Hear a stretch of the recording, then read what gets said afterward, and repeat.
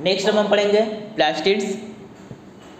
Plastids are present only in plant cells. तो जो plastids है वो सिर्फ और सिर्फ प्लांट सेल्स के अंदर ही होते हैं, ह्यूमंस के अंदर या फिर कोई और एनिमल्स के अंदर नहीं होते हैं। There are 2 types of plastids. Plastids के टोटल 2 टाइप्स है। First one is chromoplast and second one is leucoplast.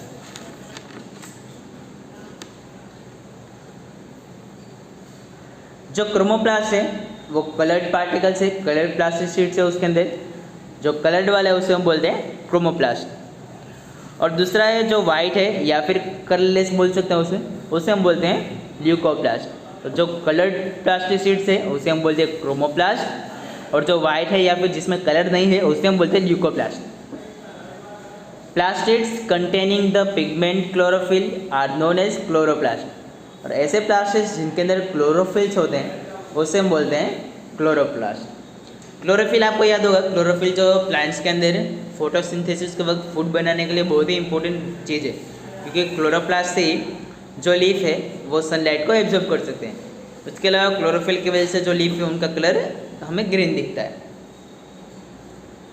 Chloroplast also contain various yellow और orange pigment in addition to chlorophyll.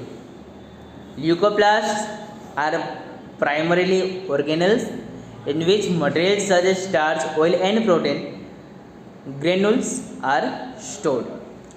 जो ल्यूकोप्लास्ट है मतलब जिसमें कलर नहीं है वो वाला, उसके अंदर जो अलग अलग टाइप के मटेरियल्स है जैसे कि स्टार्च है, ऑयल हो गया, प्रोटीन हो गया, ये उसके अंदर स्टोर होते हैं। The internal organisation of the plastid consist of numerous membrane layers embedded in a material called the stroma. Plastids are similar to mitochondria in external structure. जो एक्सटर्नल स्ट्रक्चर है, बाहर का स्ट्रक्चर है, वो माइटोकॉन्ड्रिया जैसे होता है प्लास्टिड्स का। लाइक द माइटोकॉन्ड्रिया, माइटोकॉन्ड्रिया के ही तरह plastids also have their own DNA and ribosomes. Plastids के अपने खुद के डीएनए और खुद के रिबोसोम्स भी होते हैं। Okay students, now next we'll study about vacuoles. So vacuoles are storage sacs for solid or liquid contents. Vacuoles are small sized in animal cells, while plant cells have very large vacuoles.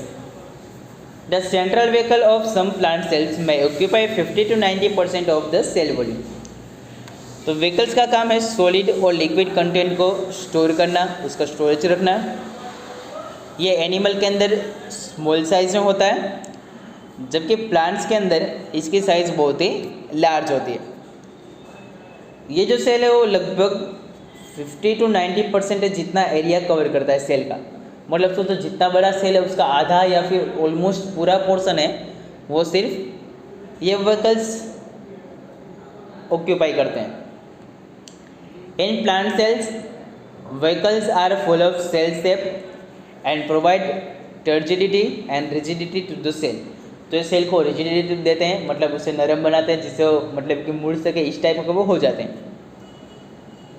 Many substances of importance in life of plant cell are stored in vacuoles. This include amino acid, sugar, various organic acid and some protein. तो vacuoles के अंदर amino acid, sugar, कुछ दूसरे acid और कुछ proteins भी इसके अंदर स्टोर होते हैं। In single cell organisms like amoeba की तरह जो भी सिंगल सेल ऑर्गेनिजम्स हैं, the food vacuole contain food items that amoeba has consumed. तो उसके अंदर एक फूड वेकल बनता है जिसके अंदर जो भी वो फूड कंटेन करता है वो उसके अंदर से वो कंज्यूम कर सकता है। आपको आगे अमीबा के बारे में बस एक ही लाइन आई थी। आप अगले स्टैंडर्ड में मतलब कि 10th स्टैंडर्ड के अंदर आप इसके अंदर डिटेल के अंदर स्टडी करोगे कि अमीबा जो है वो सिर्फ एक वन सेल, उसके अंदर सिर्फ वन सेल होता है, उसे यूनिसेल्युलर ऑर्गेनिज्म भी बोलते हैं। तो अमीबा जो भी उसे फूड खाना होता है, फूड के पार्टिकल्स के पास आके वो फेक फिंगर जैसा बनाता है और फूड को अपने बॉडी में ले लेता है। फिर फूड के आसपास एक ऐसा स्ट्रक्चर बन जाता है, उसके अंदर से वो फूड है वो कंज्यूम कर सकता है। लेकिन उसके बारे में आप अगले स्टैंडर्ड में पढ़ोगे तो अभी उसके बारे में ज़्यादा डिस्कस नहीं करते हैं, तभी पढ़ लेंगे हम। So in some unicellular organisms, Specialized vehicles also play important roles in expelling excess water and some waste from the cell. Each cell thus acquires its structure and ability to function because of the organization of its membrane and organelles in specific ways. A cell thus has a basic structural organization. This helps the cell to perform functions like respiration, obtaining nutrition, clearing of waste materials और forming new proteins. तो इसके बारे में मैंने आपको already अभी थोड़ी देर पहले पढ़ा दिया था. Thus the cell is the fundamental structure unit of living organism.